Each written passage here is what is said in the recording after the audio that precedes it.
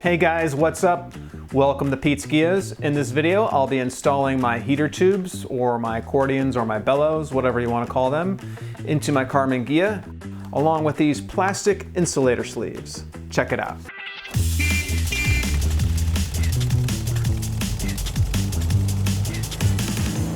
So if you're running heat on your Ghia, there's a few things you need. First, you need heater boxes on your motor. Then you need the accordion pipes that connect them to the body of the car. Those plug into a couple of pipes that stick out from underneath the rear body of the car.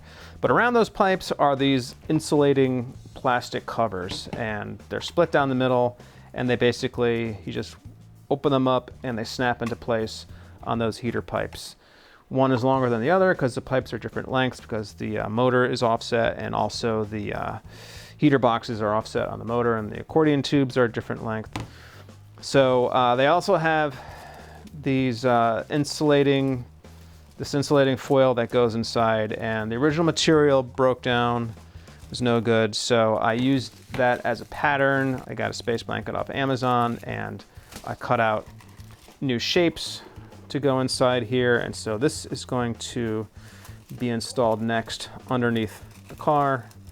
Okay, this is the pipe under the car I was referring to. It's a pretty tight area, so I'm on my back working upside down. So I'm gonna have to switch the camera off and I'll show you what it looks like once it's on. Okay, there it is, it's installed, and now I'm gonna put in the heater tube. But first, a quick video about everything you ever wanted to know about a heater tube. Right here, this is an original Volkswagen heater tube. It's also sometimes called an accordion for obvious reasons. And the basic idea behind this is that it's flexible, it bends, so as the motor vibrates and shakes a little bit, this will vibrate along with it, it won't fall out. So the thing you need to know about these is that originally they were made with asbestos. So at this end and the opposite end, there was an asbestos insulator in here between this outer plastic part and the heat exchanger box, and also the metal pipe that feeds into the back of the car. So obviously asbestos is out, so at a later point they replaced that with this silicone sleeve, and I got this, I think I got it off a bus, and I also had to replace this metal sleeve because the original one was rotted out. So I had a new one fabbed up, and I painted it with some VHT high temperature paint. And this just inserts into the end here like that. So if you unscrew this,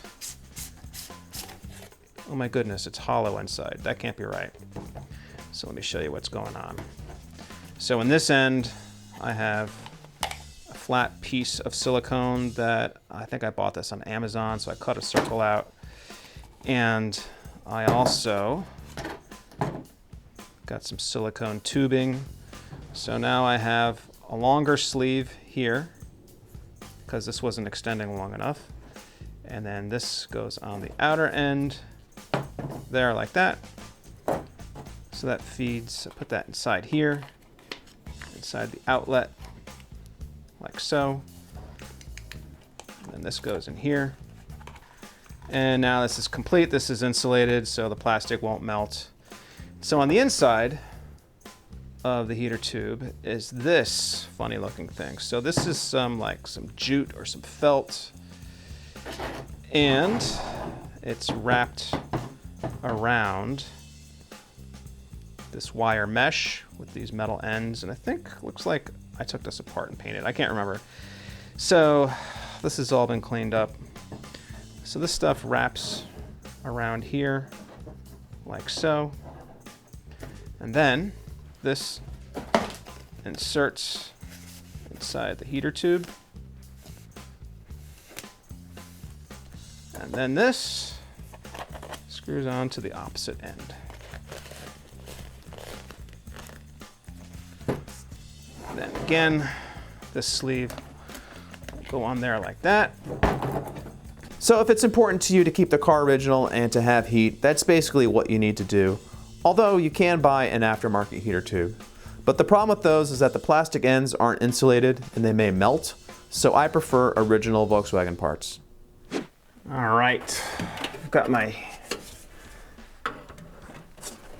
heater tubes here. And I put some hose clamps on there, on the ends. I fit these over the pipes.